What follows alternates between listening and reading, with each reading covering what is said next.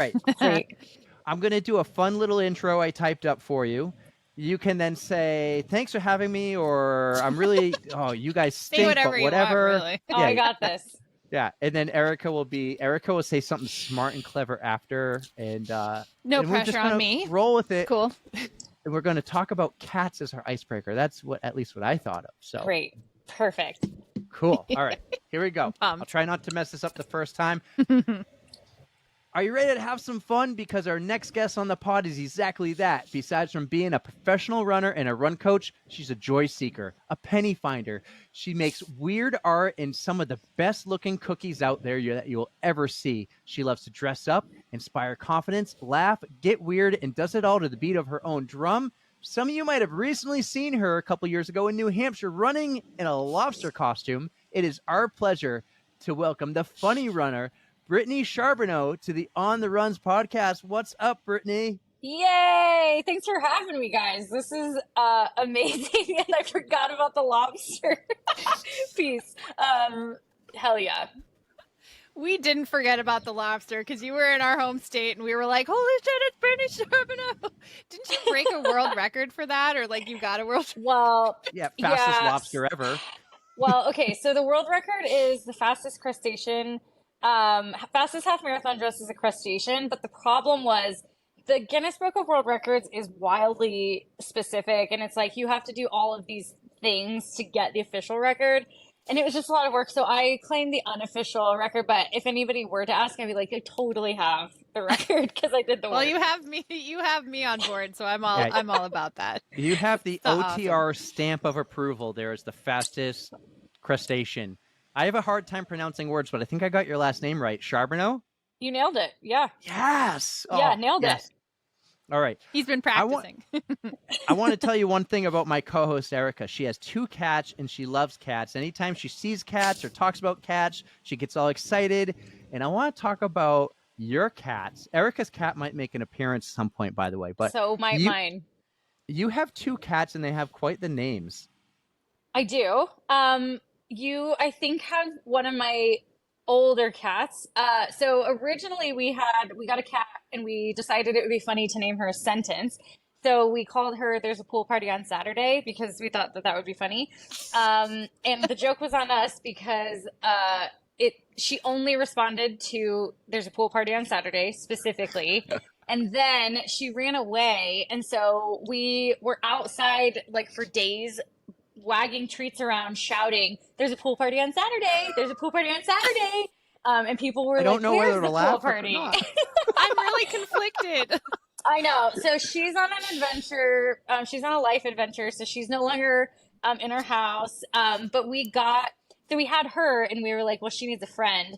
So we got a second cat, and people were like, "Well, what are you going to name this one?" Like, there's yoga on Thursday. And we were like, no, we're going to name him Snacks because you can't have a pool party on Saturday without snacks.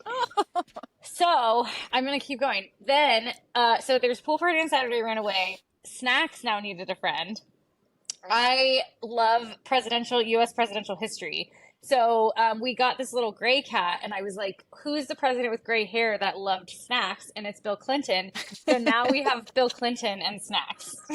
And he only responds to Bill Clinton. I am absolutely obsessed with this. Like, you just made my night. Like, but I knew about Bill Clinton and Snacks, but the pool party, oh my gosh. But my cat, so I have Maisie. We named her after Maisie Williams from Game of Thrones. Okay. But then I have another cat named Scooter, who we call Scooty. And me trolling your Instagram, I found out about Scooty and the Blowfish. Scooty and the Blowfish! That's the name of my scooter. Yeah, I got a scooter. I'm cracking up. Oh, this is fate. This is meant to be. It really is. Yes. I'm fangirling again. There was an episode we had earlier, this. Brittany, and I was all like, oh my God, she's the most fun person out there. So there's an episode where I'm absolutely like losing my shit. Eventually I'll reel it in today, but I'm kind of getting there. No, it's totally cool. Lose your shit. You lose it. When you came, and we'll get to the lobster later, but it was funny. One of our friends follows you on Strava, and it showed you ran at UNH, the University of New Hampshire, and it's like, Brittany's in New Hampshire. What is she doing in New Hampshire? Because we already knew about you. This is 2 years ago, and we're like, how funny. We're like, do we go to UNH and creep? And then someone goes, she's running in the yeah. It's creepy enough that we can see you on Strava, so we were like, we'll creep from afar. Amazing. Yes. Oh, that's so awesome. Yeah, we have another coach who lives in Portsmouth. So she was out there, and then we were out there doing the 20 miler to lead up to Boston for a lot of our runners that were racing it that year. So it was awesome. Got so much lobster to eat. And I just love it in that neck of the woods. It's just stunning up there. That race is a great one. Yeah, I've done that one a few times myself. I think I missed your year though, so I'm extra bummed about that. But, dang. But yeah, the Eastern States 20 miler. It's just start from Maine, go to Massachusetts, and it's so scenic. Like it's a blast. So I'm glad you enjoyed your time there. Definitely. I feel like we just have to talk about that right now, and then we'll go back to the beginning. But you decided to run in a lobster costume, and I think this is March. So why did you decide to run in a lobster costume? Well, I thought it would be funny. I love costumes, and this was this 2 years ago? Was this 2021 or 2022? I did it this year. Just started. I feel like it might have been last year. Yeah, I think it was last year. We just started the podcast, and so that would have been 2022. Okay, yeah, because I had run the Disney races at the beginning of last year, and I was like super into my costumes, and so I just thought it'd be funny to show up to an Eastern race dressed as a lobster, and turns out there was a world record that you could get, but as the fastest half marathon dressed as a crustacean. So it was great, except my claws got super sweaty, and then I had to like pull a claw off, eat a gel, put my claw back on.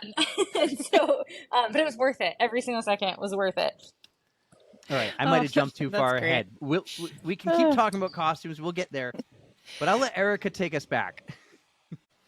Brittany, we like to get to know you a little bit. So why don't you tell us about how you got into running in the first place, what sports you played growing up, and have you always been a runner? Just let us know a little bit about your background.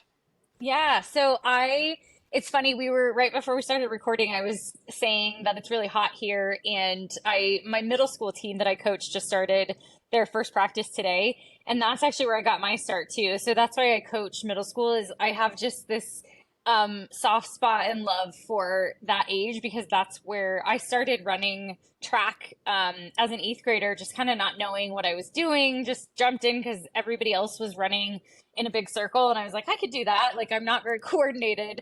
I played softball growing up, but I just wanted to stand in the back or in the outfield and eat sunflower seeds. And I would stand in the outfield, eat as many sunflower seeds as possible, and just pray that the ball wouldn't come to me, because I was like, please don't come to me. I'm afraid of the ball. So I did that. I really wanted to be an Olympic gymnast when I was younger. So I didn't actually start running until 8th grade. And then I ran through high school and college, but I was just honestly an average runner. Like, I wasn't setting records. I wasn't winning anything. I was just having fun with it. I loved it.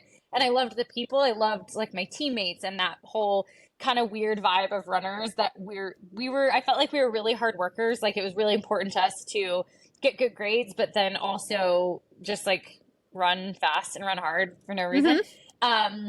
And then after college, I started to get into marathoning. And again, it was kind of just recreational. I loved it and started to chip away at some goals. And then it kind of just started to snowball after I won a marathon in 2017 in Denver, and kind of just then started to go from there. And then now it's turned into trail and ultra and stuff like that. So it's just, honestly, that seed was planted at a young age. And I just had amazing coaches that I still keep up with to this day that just encouraged me to just you should try out for this thing called cross country. So just kind of randomly, but I just loved it then. I love it now. So I just feel lucky that I didn't overdo it as a young adult, to the point where I was burnt out by the time I got to where I'm at now. So I think that's awesome that you're paying it forward by coaching now. And I honestly, you had mentioned like it being hot and you were spraying down your athletes. I think that's going to help because you don't control the weather. So you're doing what you can. You're showing your athletes that there's a way through it and just persevere, keep going. And day one is done. Now you guys can progress. So yes, good call. Well, take me back. I want to hear about this one thing I read about you. Take me back to the backyard junior Olympics. Yeah. 1996 was the Atlanta Games. And Carrie Strug. Oh, dude. Honestly, Carrie Strug, Shannon Miller, Amanda Borden, Dominic Dawes, Dominic Mucciano, like they were my girls. And I'd never,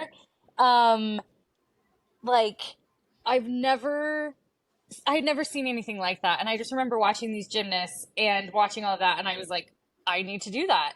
So I had this USA one-piece swimsuit and I would just get out in my backyard and I took this 2x4 of wood and stacked it on 2 blocks. And that was my balance beam. It was wildly unsafe. And I would like practice doing cartwheels on this. And then we had like a blue tarp that I laid out and I would do my floor exercise routine. And mind you, I could only really do cartwheels and back bends and somersaults. So my floor exercise song was Garth Brooks' Friends in Low Places, which is painfully long to watch an 8-year-old just do somersaults too. I was just out there practicing these backyard Olympics. And then I made them this like actual event. Like this was like a 2-summer ordeal that the neighbors, we all competed. I made medals, like we had an opening ceremony. It was elaborate. The neighbors had to come watch. So I was just like, which is really cool because now I'm running for Team USA and it was like, wow, like, you know, my Team USA dreams came true, just not in the way I was expecting when I was, you know, rolling around doing somersaults to Garth Brooks. All I can see is that your awesome personality stemmed from way back then. So you've been true and authentic this whole time. I absolutely love it. You had the same childhood and the same upbringing as the two of us. Like so backyard fun. You're just sports fun, and Brittany. games, no cell phones, just having a blast. Just chaos. Well, that was the blast about being a kid back in like the 80s and 90s. Like you didn't have like all the TV, video games, phones. Like you had to go outside and occupy yourself. So why not played do until it with the lights Backyard turned Olympics? off? Exactly. Or no, you played until the street lights turned on. Exactly. And my feet, I would come inside from playing outside all day and my feet were black because I would just be like in the street and, you know, out all day long. That was the best. So you grew up in Colorado, right? I did. Yeah. Born and raised Denver native. Right in Denver, or like I know a few areas, like I know Broomfield and Boulder and technically Lakewood. So basically just southwest Denver metro area. I think I kind of stayed. I was just out in Colorado this year, and I was in. Oh my God! Now I'm not going to think of it. Golden. It was like I think it was south of Golden. It was like Morrison? maybe 10 minutes from Red Rocks. Morrison. It was like right south of Morrison. So Morrison or Littleton. Littleton, that's the one. Okay. Yeah. Yeah, I came out there for the Revel Rockies Marathon. Oh, yeah, and awesome. it trashed my legs. Yay, but I had a good time. Yay. Beautiful area over there. Yeah, I'm actually running there tomorrow. So I'm like, oh, yeah, I know exactly what you're talking about. Very cool. Very cool. Is that like a training run, or are you taking the middle schoolers out there? Oh, no. Luckily, I only have my middle schoolers twice a week. I think I would kill them if we had to do more than that. But yeah, just a training run for me. I've got a hill workout tomorrow, so I will be popping out that direction. So what's your day-to-day like then? Because you got middle schoolers 2 days a week, and you're just doing your training runs and also making cookies and other fun things. Yeah, all the things. Obviously, like training, depending on the day, I have 1 to 2 runs. I've got strength training a couple days a week, trail training. So I pretty much change it up between trail and road. Like I'm usually on the trails at least a couple days a week, things like that. And then I feel like my days are really random. Like I have different adults that I coach as well. Napping today. I napped on the floor in my living room. Like It's like, it was like the sun, oh, you'll get this, Erica. When the sun comes in and it's just like that nice warm spot and you just lay in that spot like a cat. Just like a cat. That was my day. It's a lot of eating. Yeah, so it's kind of what you would imagine. And then I'm an old lady, so I go to bed like relatively early and I watch Dateline a lot. So that's me. Fantastic. What are you training for right now? So my big race coming up is in November. It's the World 50K Road Championships in India. So I've got those in November. I'm also racing the Twin Cities Marathon in October. And then next month I'm racing a 28K on the trails in Montana. So that big one that I'm training for is Worlds in November. Man, they got you traveling all over the place, because just from your Instagram, we saw you were just in Alaska, you were just in Spain. Yeah. And I mean, the Worlds have had you just in Thailand. Was it Thailand? Yeah. Mm-hmm. Thailand, you are Austria. Oh my gosh, it's been insane. Yeah. Jet setter. Yeah, it's been fun. Like I felt like I kind of got burnt out last year with the travel, but this year I'm just really enjoying it. And I think, I don't know what's different. But I'm just like, I'm really getting to enjoy everywhere I'm getting to go, for sure. That's great. Thanks. We're gonna be rooting for you for all of your upcoming stuff. Thank you. So we're talking about some big races. Do you remember your first big race? Maybe not as a pro, but do you remember your first marathon or your first like just big event you were in? Maybe it was a college race or maybe it was after. Yeah, I did Boston in 2013. So my first marathon was 2012. It was the Colorado Marathon, and it was kind of right out of college. It was like the year or two after college, and I was just so burnt out I was running like the 800 and the 1500 in college. Mm-hmm. And looking back, I definitely should have been doing like the 10K and things like that.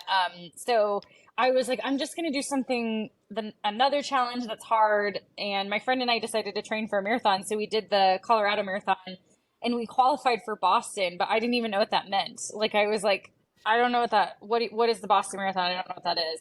Mm-hmm. So it was kind of like those couple years of early racing, certainly well before I was running pro, was just fun, because it was like I just kind of didn't know what I was doing. And it feels like even a couple years ago when I started to get into trail, that was also kind of the thing. Like, I don't even know what vert means. I don't know like what technical trail means. So it's kind of fun. So I kind of like to just change it up a little bit sometimes. And it's fun to be fresh and naive, in my opinion, of like sometimes changing it up where you're just like, you sometimes do better because you're like, I don't actually know what I'm doing. So you just wing it. Yeah, those I do remember. Those days, like I remember specifically training for that 2012 Colorado Marathon in like the heat of early spring, and we went out and we had no like hats, I think we brought like maybe a little water and then like one gel, and we had to like ask this lady who was watering her lawn if she could just like spray us down, because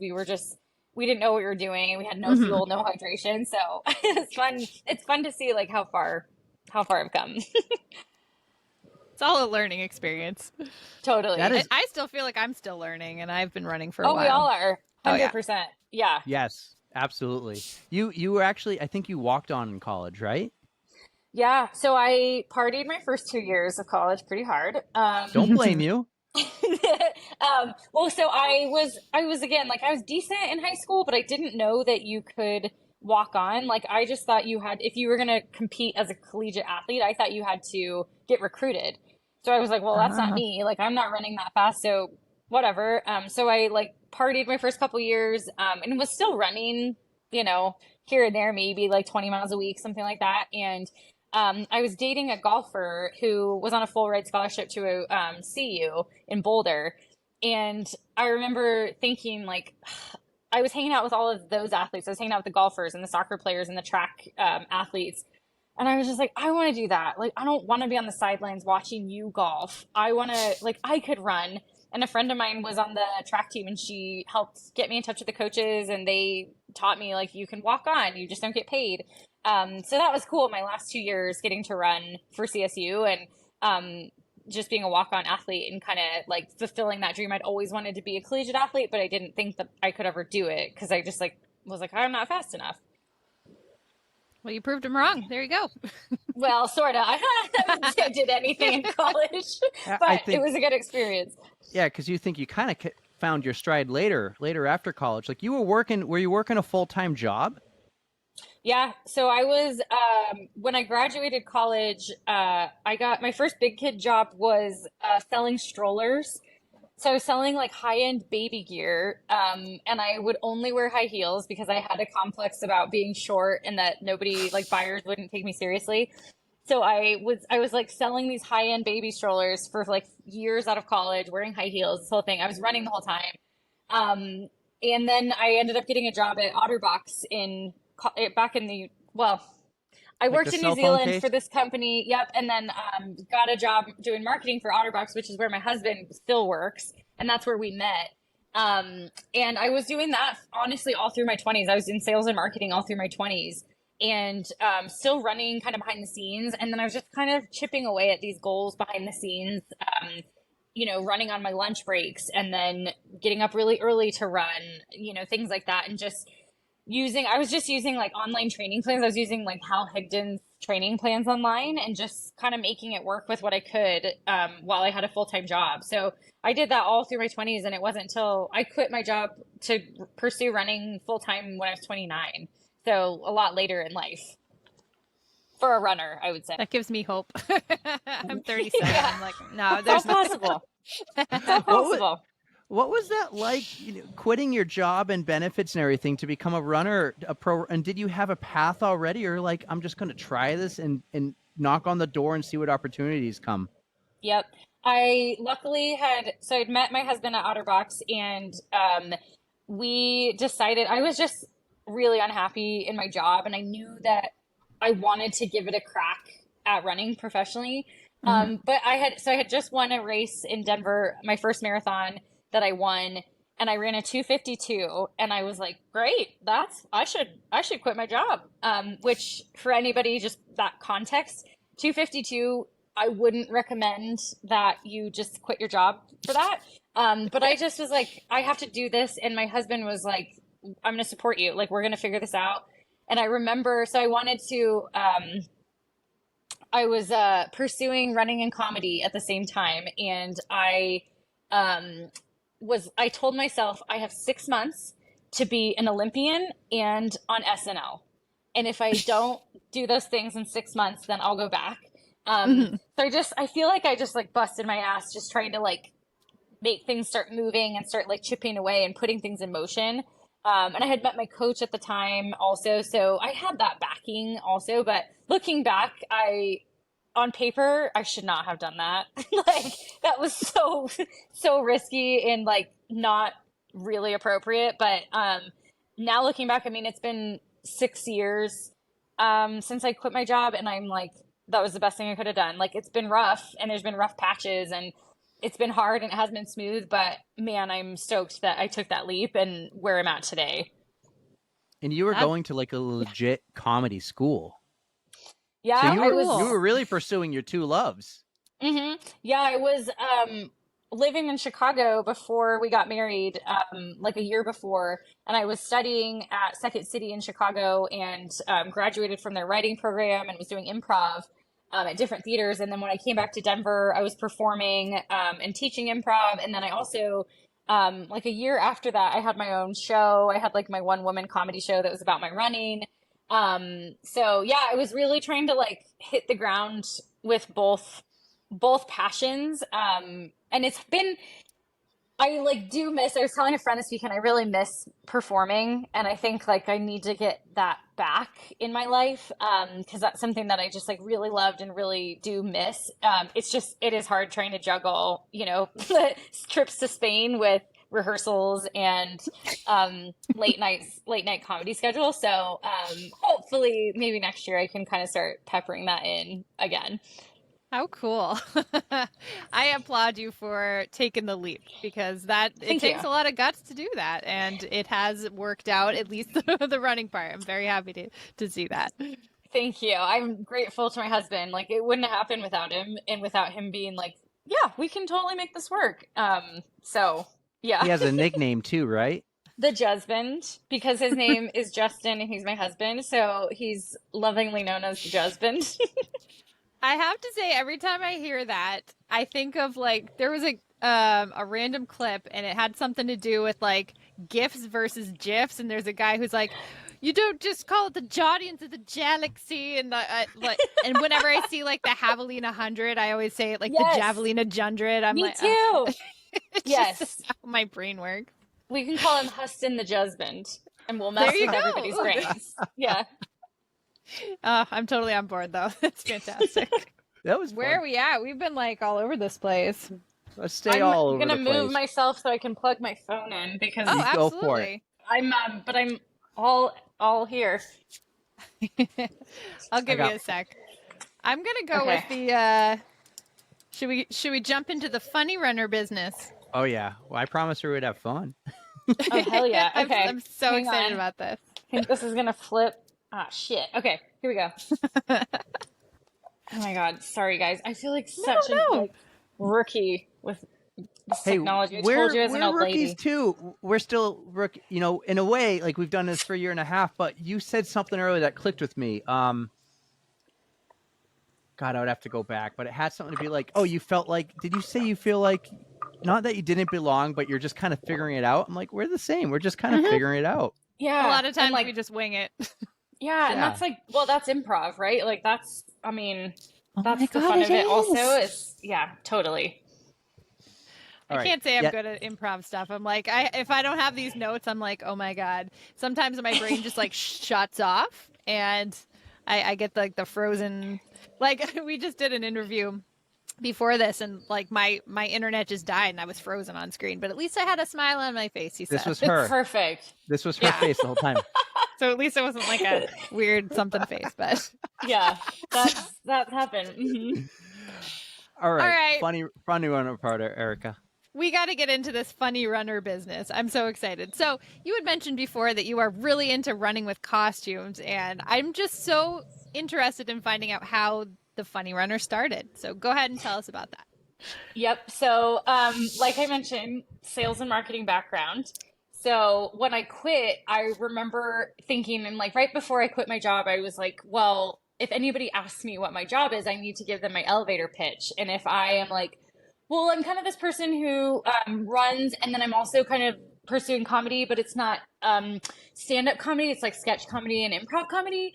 I was like, nope, I need something quick. I need something like catchy. And I also felt like I needed to legitimize myself of like, this is a real thing, because to my knowledge, nobody was doing what I was doing and nobody was pursuing these two things. So I invented the funny runner. And I made myself a logo. My license plates say funny runner. Like it's a little bit ridiculous. But it was kind of just like, originally it was because I was like, I want to be comedy. I want to do comedy and run. And now it's just turned into like, oh, that can mean whatever I want. Like, it doesn't mean I have to be actively doing comedy. I can like wear costumes. That's funny. Or like, just do anything that kind of brings me joy or like sparks laughter or things like that. So, that's kind of where it's evolved to, but it was just because I invented this to have some legitimacy. I have to say, out of the costumes I've seen of yours, besides the lobster, which was fantastic, is Abraham Lincoln. Like how you could actually go around to like you had the full facial hair and beard and stuff. That shit's itchy. Yeah. Give me credit. Yeah. And that hat does not stay on well. The tuxedo isn't the most easy thing to run in. But I'm committed. When it's a costume, I'm committed. I can't imagine that thing's breathable, so you must have been like... There's probably a reason Abe Lincoln was not a marathoner. So, that's fair. I mean, he had other things he was solving, but yeah. Mm-hmm. Do you make these on your own? Do you order them? How do you come up with the concepts? Sometimes they're, if I can try to make them, I kind of prefer that. Sometimes it's more fun. I like to thrift shop. I like to like pull costume pieces for all of my Disney costumes that I did for each race. Those were all homemade, which was actually a fun process and a fun creative project to do, that especially during my taper when my mileage is lower and my brain starts to like question things or kind of spiral down, the what if rabbit hole. It was kind of this like project that I was just like, nope, I'm just focused on ironing on these little tiny glitter things on my Elsa costume, or things like that. But sometimes I'll get pieces ordered online. Like I ordered Elvis online for several occasions. Sometimes you kind of just have to like go spring for the good stuff at Party City. I did say recently, somebody asked if you could be sponsored by any brand in the whole world, what would you pick? And I said Party City. Because I was like, that's the most amazing. original answer. Oh, like you So get original. candy and costumes and balloons, I'm in. I could see you doing a costume once with like the balloons and just being like the house from Up or something. Totally. Yes. How cute. So you and your coach, and you mentioned your coach earlier, you two plan your workouts and your runs around like weekly themes and these costume runs, right? Kinda, yeah. It depends on like the time of season. I did really heavily in the springtime. I was training for the 50K road championships, which were in March. So I wasn't on the trails, and I mean, anybody that runs road knows it can get pretty monotonous if you let it. So I picked different themes every week for my road running training because it got me to run different places or in different costumes or listening to different things on my runs, like with podcasts or sound or playlists that I maybe wouldn't have, and it just kind of changes it up. So it depends on like the week and the training cycle, but it'll either be different themes. Now it's kind of gotten like a little more heady and artsy and like more internal, that kind of thing. Like I feel like, kind of a crazy art student in that sense versus just like outward themes like I used to do. But sometimes I'll throw those in and they're just so fun. Like leading up to that race, I did Bob Seger week because Bob Seger's the man. And so I dedicated an entire week to him. So I went for a run at night because I was had night moves. There was one workout I did. It was like a 400-meter repeat, and I only listened to Bob Seger songs. So it was pretty rad. I love it. Oh my gosh. There's something the two of you have in common, by the way, is you both ran, or actually, I don't know, Brittany, if you ran, but you both recently dressed up as Barbie. I saw Barbie 3 times last week. 3 times Did you? last week? Yeah. Yeah. So I loved it. I just did an ultra and I decided to dress in all pink. Like I had a pink sparkly skirt. So I was ultra Barbie and I got so many people around who would just yell, "Hi Barbie." And I would yell, "Hi Barbie" right back at them. Hi, Barbie. And it gave me life. I was so excited about it. I had to go see it to do research because I thought of the idea and then I'm like, well, I don't want to be like a phony and not know what I'm talking about. So I went and I saw it and 5 thumbs up. I don't have enough. Oh, it's so good. Weird Barbie spoke to me. I was like, I am Weird Barbie. Like, and I dressed up as Weird Barbie. It was amazing. Because I loved her. She was everything. Immaculate. I saw, plus you made your own sweatshirt. This I did. I am Kenough. Yep. Oh my God. Everything about that was fantastic. The movie was great. I'm glad you resonated with it too. So I'm not alone. Same. Yes. Thank you. This brings me immense joy. Cats and Barbie, we are gold. I knew we'd be friends, Brittany. I knew it. I just 100%. 100%. We're gonna have to do the next one in person. This is awesome. What about voice impersonations? Not like people, but you can do pretty good accents. Well, sometimes they're not. I like to claim that, like, sort of. They're very janky. Like, I might be doing the German accents, yeah, but they might not be the perfect kind, and yeah.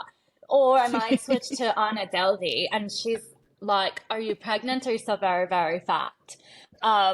So I try, and then my best friends are British, so I'll go over there and accost these poor Brits with my accent, and they're like appalled. But so sort of, but my accents are quite janky.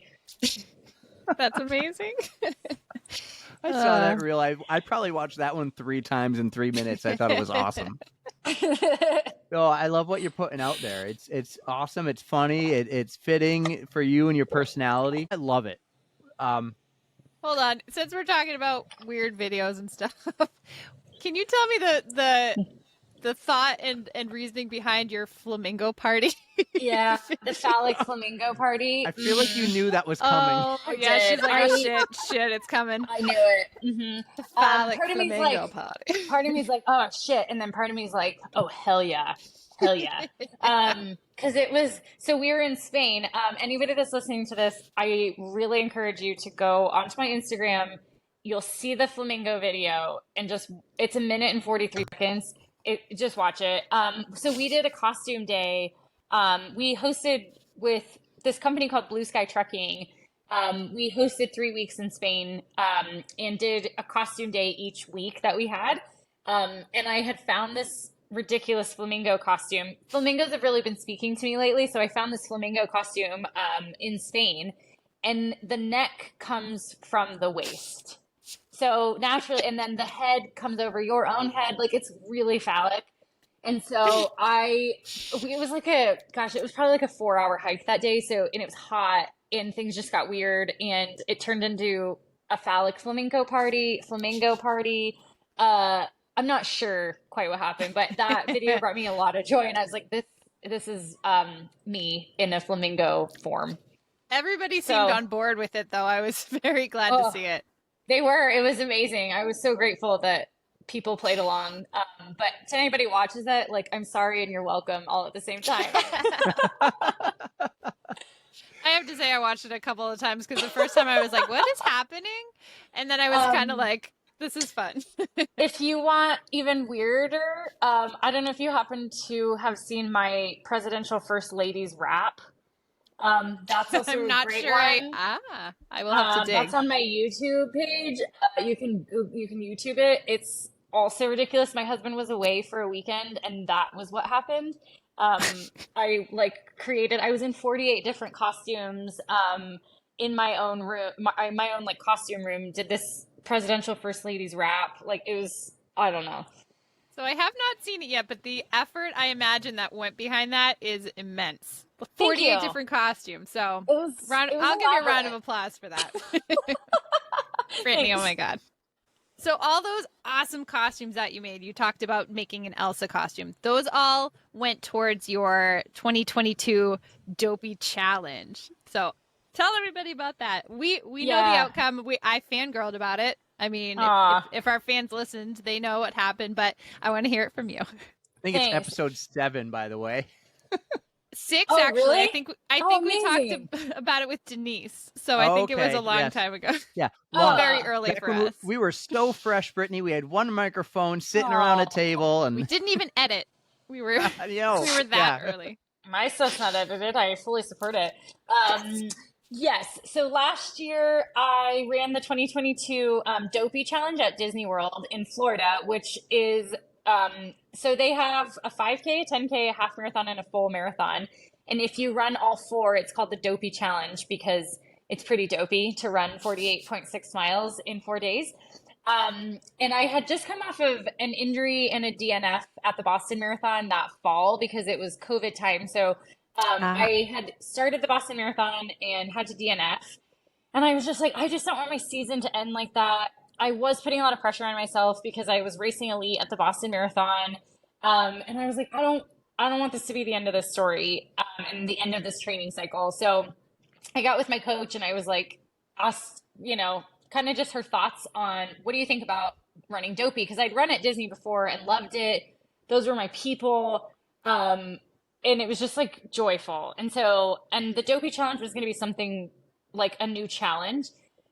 So I ran all 4 days in a row. So it's, you get up at 3 a.m., you race at 5 a.m. every single morning for 4 days in a row. You run a 5K, 10K, half marathon, and full marathon. I was in costume for each of the days as different characters, and I ended up winning all of them. And I was the first person to do that. The Dopey sweep. Dopey sweep. So it was just really special. Like, that is just something that, like, I have a tattoo from it because I was going to ask. Oh, no way. It's so cool. Yeah, those are all my costumes that I did because it just was so special. And it was just a reminder that cool things can happen. You can do big shit. It can be different if you're just tapping into your authenticity. And that for me was just like so authentic. But I hadn't gone into those races with the intention of winning because I was just like, I just want to like be in my happy place. I want to run in costume. And I knew that that was obviously a possibility, but I was like, I don't want to show up here with the expectation that I like am going to or have to win. So it all just kind of came together. It was honestly, like cliche as it sounds, super magical. And I just like that's still just like career highlight for sure. I think that's the coolest thing. What were your days like? Because like you said, 3 a.m. wake up call, 5 a.m. race. What were you doing after the race for recovery? Were you just like going back and jumping in compression boots and relaxing? Or were you going in the parks and checking out Mickey Mouse and Minnie and going on the rides and everything? What were you doing? Well, I was at Disney. I wasn't gonna just like hang around. Yes, absolutely. That's what we wanted to hear. Yeah, so one of the days I had gone to one of our friends is the one of the like main guys that run Disney, so he took us around to all of the resorts. So we got to like tour all the resorts, which was really cool. We got a Dole Whip there, so that was fun. Went to their house for lunch another day. Yeah, kind of just like cruised around. We didn't do the parks, any of the parks on any of the race days or after the races until the day after. We got a VIP tour the day after the marathon. So that was cool. That was when we did like all the park stuff after. But yeah, we just like cruised around and like did stuff. I think maybe after the half marathon I was a little more low key just before the marathon day. But yeah, I was too excited because I was at Disney. I don't blame you. Disney park. What's your favorite park? Well, or ride. Epcot's rad because of the Epcot margaritas. Is rad. Around the world. Oh man, that I do enjoy, but I think the ride it's the one, it's the Avatar ride. Oh, really? Which one? I loved it. Yeah, the one where like cool. You're sitting on like a crotch rocket and the thing's breathing. Yes, no, it was epic. It was so cool. Here's my only thing about it. I waited for 3 hours and I was like, I don't know if I'd wait 3 hours again for that. I had a VIP tour. Oh my god. So we didn't have to wait. Nice flex. So that's probably why I liked it. I know, I'm sorry. That was so bougie. No, yeah. You're good. That wasn't there when I went. That was not even there yet. The Avatar world was so cool, but I would even say the better ride at Animal Kingdom was the roller coaster, the Everest ride, only because I had no line, maybe. That's a great one. Actually, my favorite of all time is Tower of Terror. I'll ride that thing over and over and over. I love Tower of Terror. You should see the photo. If I find this when I'm editing, I'll be like, oh, I got to send Brittany the photo. I'm going to DM you a photo of me and my daughter on that ride. It was a whole story. We waited in line to go on that ride. It broke. So then on our last day, I did like a speed pass for it, and we went back to just MGM. I call it MGM. That's how old I am. It's now Hollywood Studios, right? Yeah. And we go there to get on the ride, and it's broken down again, and we waited until the last minute, and it finally opened with like 15 minutes to go in the park, and we got on, and the picture is just... I mean, talk about my daughter one time being like so excited and just holding on to me and so scared. Oh, and amazing. It's the best you have photo. To find this photo. Yes, I'm going to send it your way. And the Tower of Terror, you'll love this, was lit up as a gingerbread house. Oh, cute. That's amazing. Because it was Christmas time. Oh, I love that. I mean, yep. Disney does things right. They just hit it. I think my favorite ride, Erica, and it has nothing to do with that I am in love with Gamora right now, but it was Guardians of the Galaxy. I went on that ride without even seeing the Guardians of the Galaxy movie, and I'm like, that ride was awesome. Do you mean Guardians of the Galaxy? Yes. Thank you very much. But these rides were not around when the last time I went. So I did Dopey back in 2017. That was amazing. one of my first like big adventures kind of into like longer distance running. And I went with my sister. We had an absolute blast. We did like 2 full days of Disney in the middle of the races, and we did like a Harry Potter like Universal excursion, and I mean those weren't around, the Avatar and the Guardians. But my favorite is the Aerosmith ride. That just like rockets you through and rock and roller coaster or whatever. Yep. Yeah. Yeah, That's the only solid. ride she wasn't tall enough to go on. Oh, bummer. Oh, Yeah, she missed it by like it was, I think it's because it goes upside down. She had to be an extra 2 inches taller. And I don't know, maybe she was 44. She had to be 46. She was able to do everything but that ride, which Aerosmith, I love, the greatest rock band of all time. And they're from, anyone want to take a guess where they're from? New New Hampshire. Hampshire? Are they? Yep. Oh, I didn't know that. That's amazing. Yep. They even recorded some of their albums up here on Lake Sunapee. So, Ah, that's cool. yeah. Yeah, everyone thinks they're from Boston because that's where they bought a tiny little apartment and played in the apartment, and they're the bad boys of Boston. So it's just a whole New England vibe, but they're from here. I've seen them a few times. Awesome band and amazing ride. So, Amazing. Well, you'll have to, yeah. So then have you been on it? yes. Well, Okay. it's been about 20 years. It still holds up. Yeah. We might be going back in a few months to go to Mickey's Not So Scary Halloween party. Just me and my daughter, just for like 3 days. She doesn't know. Okay. So Okay. we might be going back. We're either going to do it this year or next year, but Cool. maybe she'll be tall enough by then. I hope Hopefully. so. Yeah, that would be it. She's 7 now, right? So they grow pretty fast at that point. Yeah. Gonna just She's put her good. on some thicker, some shoes with more rubber on the Get her bottom. some UFOs. Get her UFOs. We'll get her some UFOs. just Yeah. That or shit's just some like hokas. bam. Yeah. That too. No free ads That'll be good. UFOs, but we love you. Fantastic. Keep going You with the have- costume thing. Oh wait. No, well, you have this thing, like so many things bring you joy, whether it is art or cookies or presidents like Abe Lincoln, and Abe happens to be on the penny. He does. You love pennies. Where did this penny obsession come from? Oh, are you pulling out a penny right now? I'm not kidding. There's one in my pocket. I found it. I got it. Yeah, I had that. I found it during middle school coaching. I love pennies. Yeah, I've always. I don't know. I mean, I remember finding pennies when I was younger. But then once I started running, it was kind of always my thing. And it just is like so I didn't really race this summer. I just kind of played and ran whatever I felt like.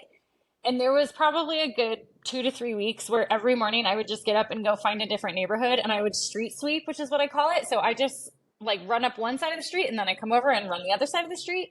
And I just like go up and down these streets just looking for change. But it just brings me a lot of joy just finding these, like, it's like treasure hunting, basically. You're just like, you never know what you're going to find. You never know how much you're going to get. You're almost always going to find something, but it also just helps keep me present on the run. Like if I'm just like out there and like, I don't really feel like running, I'm always down to street sweep. Like I'm always down to go look for change. So, and now it's just become, I've just done it for so many years that I just love it. And I pick up other change. I will definitely pick up quarters, nickels, and dimes too. Erica, check this out. Sharing the screen here. Look Holy at this shit. Yeah. table How of much pennies. is that? So that picture that you're looking at, so it's a picture of Wow. me with stacks. I look like Ebenezer Scrooge. I've got like all these stacks of pennies. That was in 2020. So And the that was shark right. sweater. Yeah, I mean that's a whole other thing. It was COVID, and so I was like, it was at the point where we were all so bored. So I decided I was going to count and sort all of my change. That took me 16 hours. Wow. To sort, like I sorted them by decade for some reason. Unidentifiable. Those were all the pennies that were smashed. Like I couldn't tell what year it was, or like even if it was a penny. I don't even remember how much I found that year. It was insane. Yeah, I also sorted my pennies, and I would like write something about it. Yeah, so I've been finding change for years. I dressed as Abe Lincoln and went to Mount Rushmore. It's quite a thing. How much do you think you found over the years? So I do count my change every year. I count my running change every year. And I don't count it until the end of the year because like I do it on January 1st because it brings me a lot of joy to see how much I found. And I like to prove to people when they say that pennies don't add up or you don't make very much money as a runner. I like to stick it to them by being like, I made $58 last year, sucker. Right. Which then one year I was like stoked to tell everybody how much I made, but it was only like $37. And so I was like, it sounded really dismal. But so the next year I tallied every single penny, nickel, dime. And because I wanted to show like I found like 7,000 pennies. Like it was like something absurd to show like how much work I was putting in. Seriously. Do you do anything special with the money that you make from the running? Yeah, now street sweeping. Now with my street sweeping money, I invest it in Robinhood, which is an app. It's a stock app because I like to now think my running change is working for me. So I invest in companies that I like. So I have stock in Disney, Tempur-Pedic, North Face, obviously, Invisalign. Like I invested more in Cricut, like the Cricut machine, because that's how I make my just costumes. bought one. They're amazing. I bought one for my wife's birthday, and I'm like, let's be honest, I'm getting it for me too. You won't regret it. It's the best thing in the world. That's how I made my Barbie sweatshirt. Was my Cricut machine. Fantastic. I'm gonna make you an On the Runs T-shirt. When the first one I make, you're getting one. I'll sending it your way. happily wear it. 100%. Yes. Tell me, what have the pennies taught you? So many things. It's interesting that pennies can teach you something if you're just looking for it. So my pennies for me have always been affirmations that I'm on the right path. So anytime I'm looking for pennies, especially if I'm just like struggling through something or just kind of in that, just looking for like a sign, I will, as soon as I'm thinking of something or I have a thought, there's a penny. And that's like kind of my affirmation, like, yep, I'm on the right path. And for me, they're also just like symbols. So I sort them into jars. I have this little Abe Lincoln bobblehead that sits next to these jars that I'm watching. Like it's really, really fun for me to watch these pennies grow over the year. Because it's like proof, like, yes, little things do add up. Even when you think that they don't, these little tiny decisions, these little tiny pieces of progress really do add up. And here's proof. Kind of what I like about it. And also like you can find joy in just the simplicity. Like it doesn't have to be complicated. It doesn't have to be anything over the top. It's just those little pieces. Oh my gosh, we have 2 new guests. Yay! That's Bill Clinton, and then over by the window. Yes. I love it. Yeah, I shut the door. Mine aren't going to make an appearance, but I'm glad yours did. Detour. Sorry. I love the lessons behind it because you're right. It does show you like little things add up and not to give up, just to keep going on your path and things will work out. So yeah, in our show notes, I was laughing. He goes, can you read these over and just see if these look okay? And I'm reading and he has under here, pennies are like opportunities, but he had a typo. Sometimes he does, but it said pennies are like opportunitits. I had to be like, pennies are like opportunitits. I'm like, you may want to check the spelling on that one because I didn't know. He got it from like your website, and I was like, is that a typo or not a typo? Oh, I hope that's on my website. Oh. If it is, I'm leaving it 100%. I have a feeling it was him, so I don't. It was totally me. But I thought it was great. Gave me a nice laugh this afternoon. Nope, you spelled it correct. You did not have a typo, Brittany. Oh, dang it. Okay. You can always go back and change it. Hire him to be your new social media manager. I'm going to hire you to put some Freudian slips in there. I have a marketing degree. I can go and mess around here and mess things up.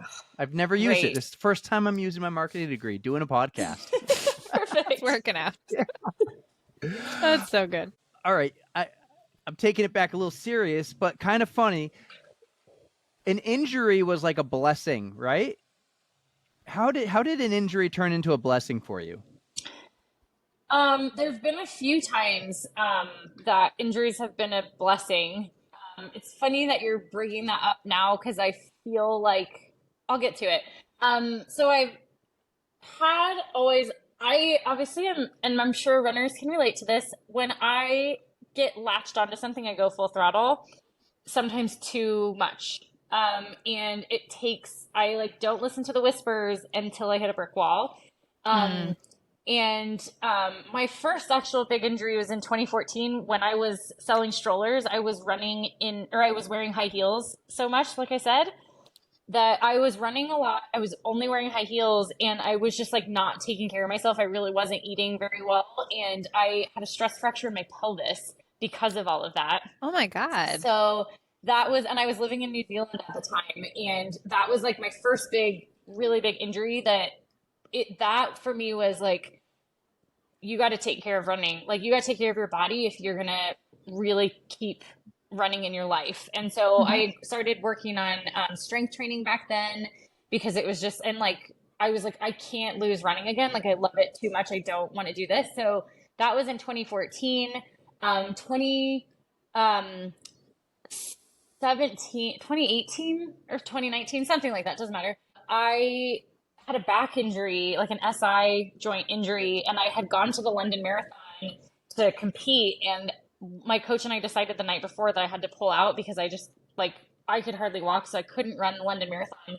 And that's where these themes were born, was because I was like working so hard, I was pushing so hard to, and this was early in my career, to be this like professional runner that I thought I should be and had to be. And I was like, I'm not having fun. Like this is just not, like I'm working so hard, I'm getting an injury, and I'm just like not having fun. And that's where the themes were built, was like, we just went to a coffee shop and I said, can you give me a theme every week? And my job is just to like do my running, but incorporate it in. Like that would be really fun. And so that's where those were born. Like I mentioned before, when I got injured for Boston, I got hit by I collided with an off-leash husky 10 days before the Boston Marathon. I was doing a speed workout at my park, this local park that I do like all my speed workouts in. And this off-leash husky, as I was going full throttle, he was going full throttle, and we collided. And I like flipped up into the air and got like messed up my back, got a concussion, and was still kind of messed up from the Boston Marathon. That's why I had a DNF, and then there came Dopey. And now after, it's so funny that you're bringing this up, because I'm starting week 2 for this world's training for India. And in June, I competed for the world's trail team in Austria, and I had to DNF at mile 22, and it was this big dramatic thing. I got airlifted off the mountain. Like I got this like huge medical bill that was addressed to Brittany Charboneau from Austria. Like it was like so ridiculous. But now like I'm looking at that and like I wasn't injured, but I do think I kind of had a mental injury.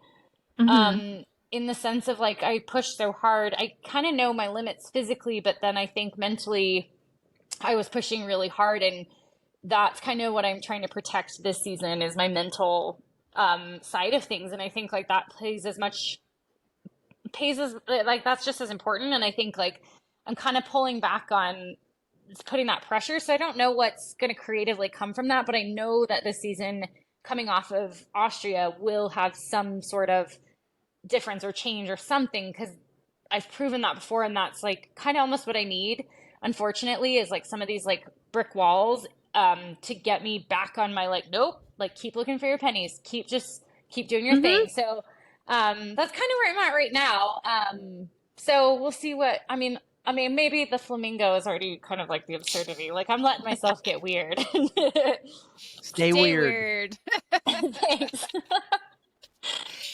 But that kind of brings us into some of your art, because I saw that you will use art kind of as like a coping not a coping mechanism, but just like something to help you decompress and help something that brings you joy.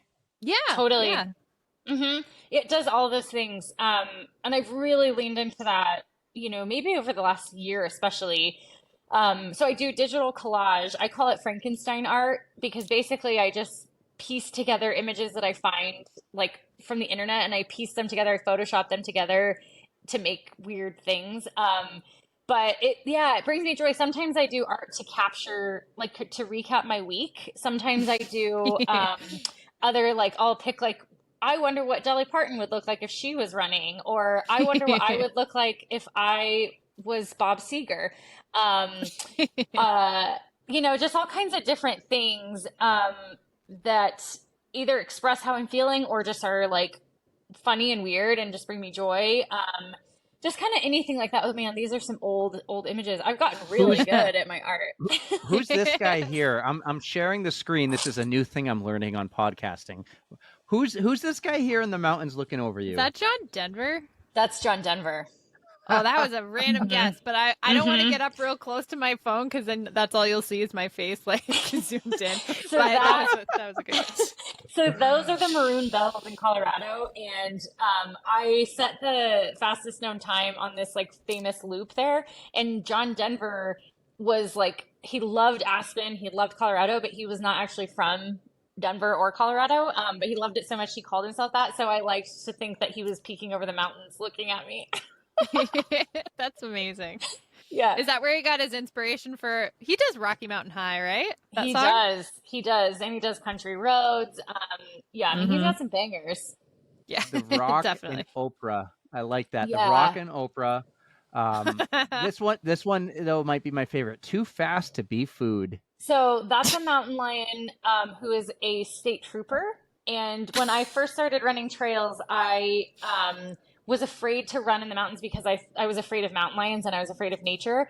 And so I convinced myself like, okay, well, if I run fast, the mountain lions won't want me because I'll be too fast to be food. So that's what that is. These are like older and I'm like, oh my gosh, I forgot how awesome great these stuff. are. This is great stuff. Thanks. I love it. Joy, bitches. Oh, that's a good. Yeah, that's the Queen of England. God rest her soul. Yeah. Oh, that's cool. That is cool. No, you do a lot of cool stuff. You also do the cookies. You do well, we talked about the pennies already, but you do your cookies. They're all like fun designs and everything too, and like arty. Well, is arty a word? Arty's a word. Yeah, my husband has his own cookie business called Sugar Tats Cookies, and he started that during the pandemic as well. And originally we were doing what were called rookie cookies. And basically with every order, you got a free rookie cookie because he started doing these cookies. And I was like, and I think everybody has this thought when they see sugar cookies decorated, they're like, that cannot be that hard. And you try it and it's devastatingly hard. So I would just like replicate his cookies and I was abysmal. But then I started to get really good because I started to practice a lot and I started to learn the techniques. So now it's not funny because it's like I got really good at it. So I don't really do them anymore because I actually was like, there was a while that we did side-by-side challenges and it said rookie or like something like rookie or cookie. And sometimes people couldn't tell the difference. Like that's how good I got. So we had to stop. I know. I'm flexing again. No, I love it. I love it. Flex. I am not skilled whatsoever at sugar cookies. Like I have no skill, and I have tried because I've done like random cookie parties with friends, and just I commend you guys. It is a tough business. He's amazing. He's the one that's like really really talented at it. So and it's nice. I've always got a constant supply of carbs. So move over, husband. Here comes Brittany. Get out of here. I would love to talk about, before we let you go, about your trail running. So how originally did you get into trail running and what brought you to the worlds? Like you were telling us that Team USA like brought you all over the place. So I want to hear more about that too. Yeah, so 2020 was a big year because I ran the Olympic trials for the marathon. And I had a great result there. I finished 13th. I had a new PR. Like it was just a really great race for me. And that was February 29th, 2020. Literally the next week, COVID hit. Just right before. That's right. I was like, I know what road races I'm going to be doing this year. Like I had my year mapped out and then COVID pumped the brakes on that. And had it right out. So I was like, well, I still want to like keep my fitness up. I want to like try different goals. So I worked on for like 6 weeks. I practiced my 1 mile. I had a goal to, ever since I was like in high school, college, I always wanted to break 5 minutes in the mile. And so I did that for 6 weeks and like ran a fast mile. And then, I had kind of dabbled in trail before. But there were now these things called, FKTs or fastest known times. And I, of course, again, this naive side, I was like, I don't know what that is. Like, what's the Boston Marathon? What's an FKT? And the Maroon Bells, there's that. So it's a 27-mile loop Mm-hmm. across these 4 mountain passes that John Denver looks over. And I was like, well, I'll go for that. Like, so I kind of just started setting these records on the trails, not really knowing, like, I don't know, like, I'm just running fat. I'm just running, like, I don't know. Mm-hmm. And really started to love it. And the trail community, if no one has done a trail race, like stop everything you're doing and sign up for a trail race. The trail community is everything. Like it's as dirt baggy and lovely and welcoming as you'd expect. And everyone is just like, it's just so much less pressure in a sense. Like I certainly built pressure up for Worlds. But it's just, I mean, you can't go by time. Like there's no reason to check splits. Like the mountain dictates the effort. So I just started to get into that world and I felt really welcomed. I really loved it. I enjoyed it. It was good for me mentally to let go of training by splits and all of those things that I was accustomed to on the roads. So just kind of started from there and then just had a good rest of the year in 2020 and then ended up getting picked up by North Face. So I've been with them for the past 3 years. Sorry, Bill Clinton is now scratching. Bill Clinton! He's scratching everything. Oh. That's why I kick my cat out of the room because Maisie has claws and like this God. desk is destroyed. So I get Maisie, it. Maisie also likes to show her ass. So Scooter already Bill did Clinton earlier loves today. that. That's amazing. So I've just been in that now. So to interrupt you for a sec, the that FKT of the bells, was that your first ultra that you tried, or were there other races that like something else that brought you into the ultra world? I guess that would classify as a first ultra. I never thought about that actually. Like I guess that does qualify. Mm-hmm. Yeah, I guess so. Then yeah, because then I did a 50K the next spring, and that was on trail. So that was like officially into the ultra scene. But yeah. I guess that would qualify as that.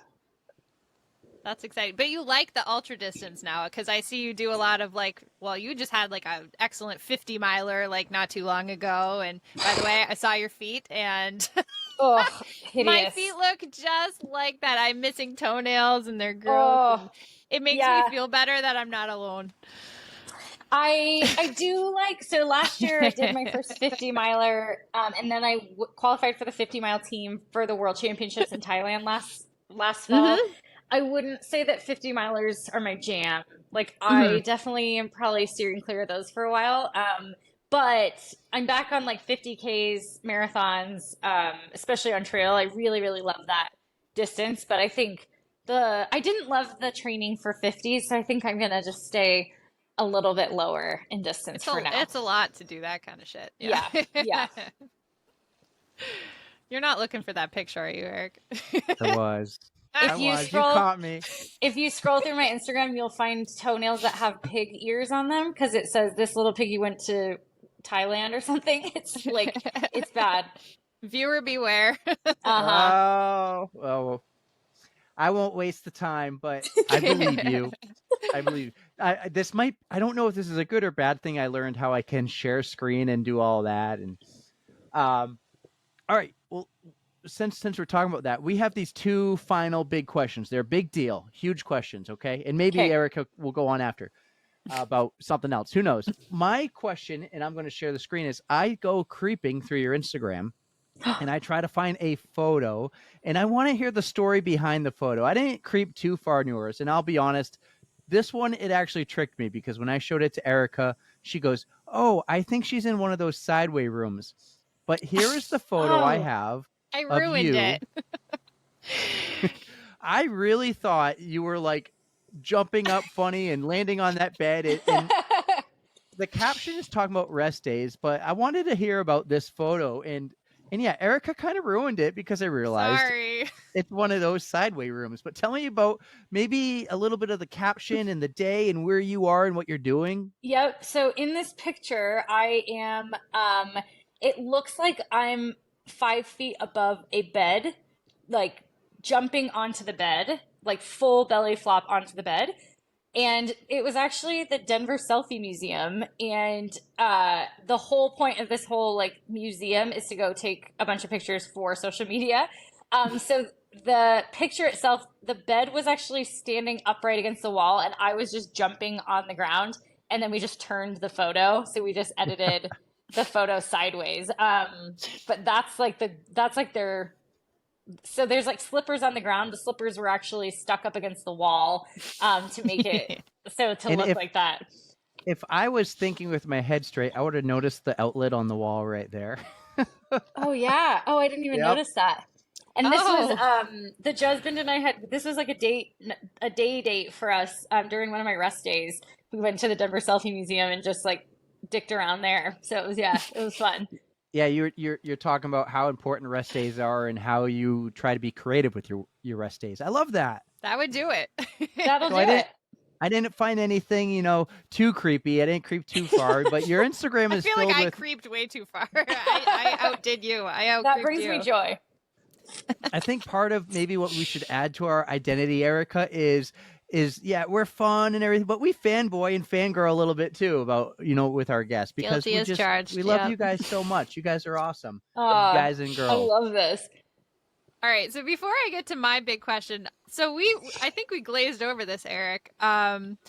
So we love stories that involve, we call them code browns, and it's basically just any can be like a good story that like something really bad happened. You could have shit yourself on a trail. We want to see if you have any code brown stories to share. Yeah, it could be like running into a mountain lion. Like, oh shit, that's a code brown. Oh shit moments. Like, yep. Okay. Putting you on the spot. I'm going to just tell you this one because this is what came to mind.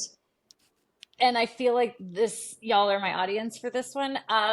When I lived in Chicago, my cousin and I lived together, and I needed to go for a run. But I was like, sure, I'll join you at this bar and have it was like a KU game or some basketball game, doesn't matter. So we're at this bar, and I ended up getting a little too drunk. And then I was like, I still would like to go for a run. And I went for a run, and I had the booze poos so bad, but it was winter. So I was like drunk running on a run. It's winter in Chicago, so no bathrooms are open. So I went poop on a wall in the middle of Chicago. And this was at 2 p.m. on a Sunday. 2 p.m. in the middle of the daylight. Yeah. Uh-huh. You were day drinking too? That's awesome. Yeah.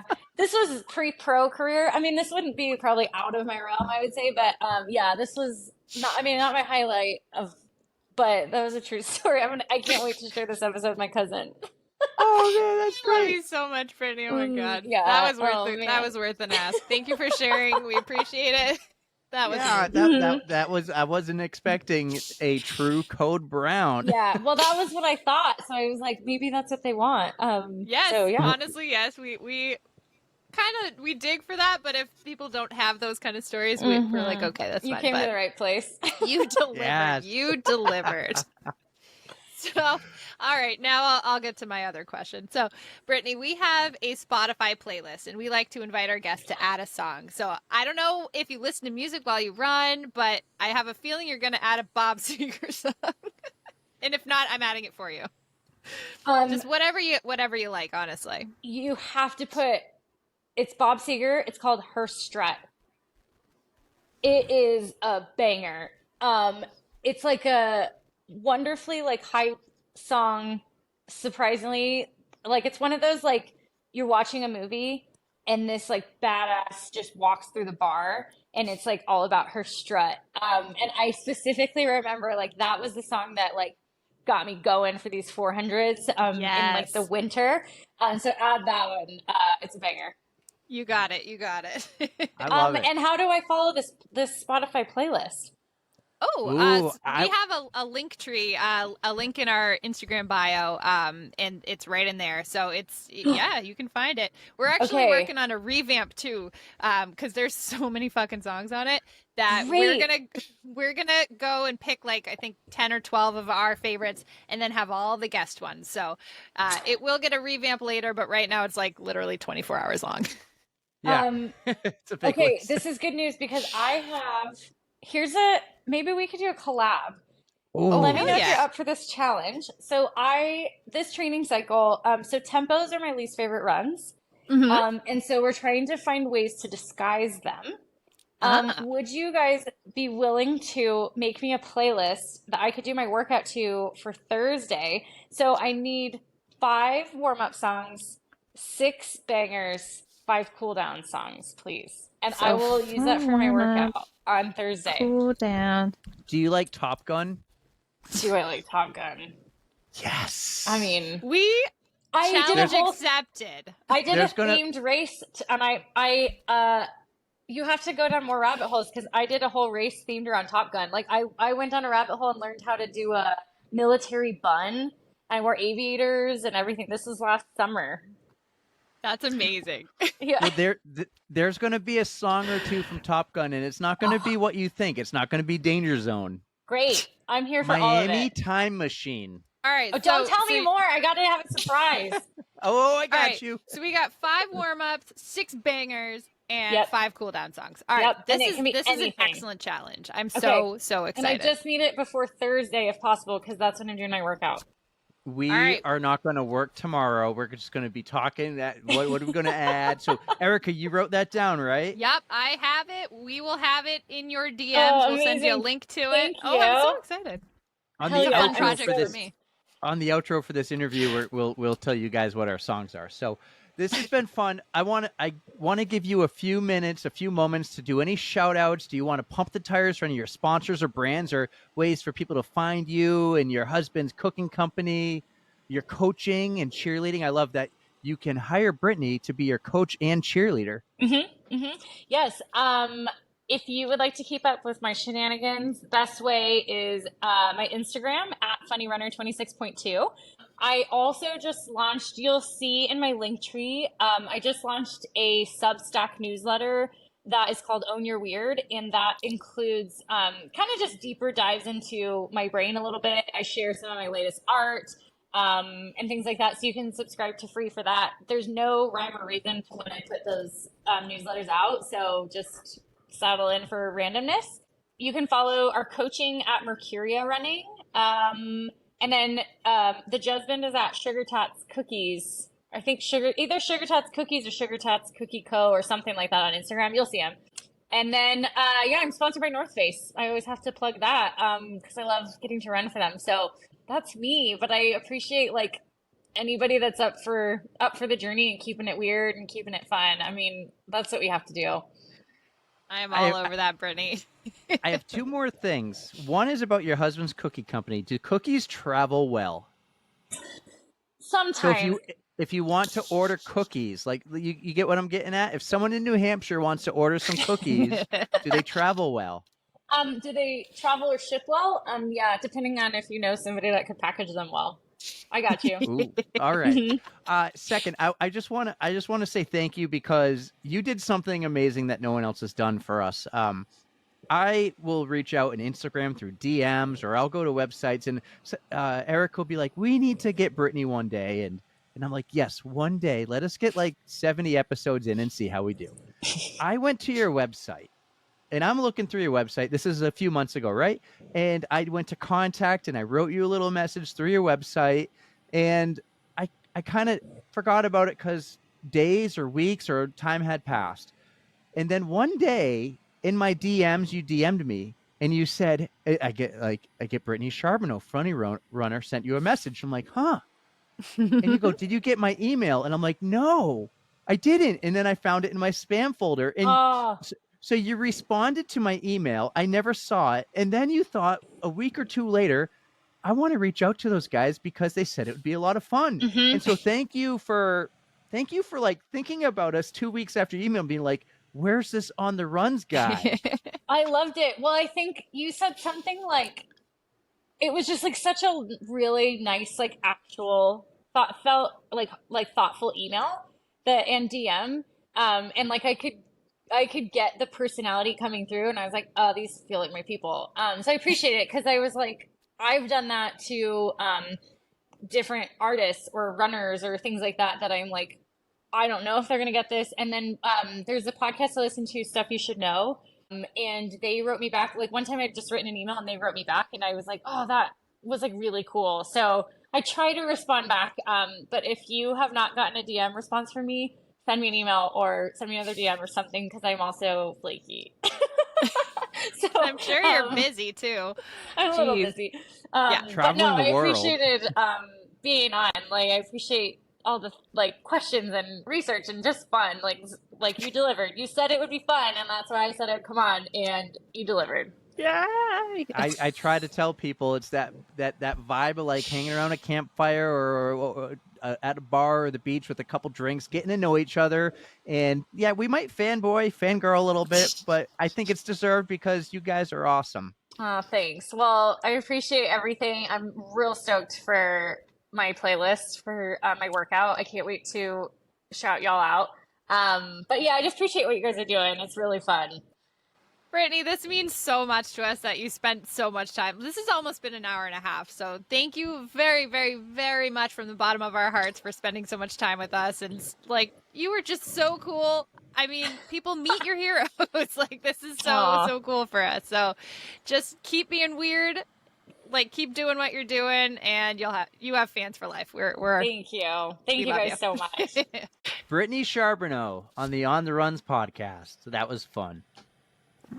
All right. I hope we delivered, Brittany. I hope Oh my you had gosh, a good so time. fun.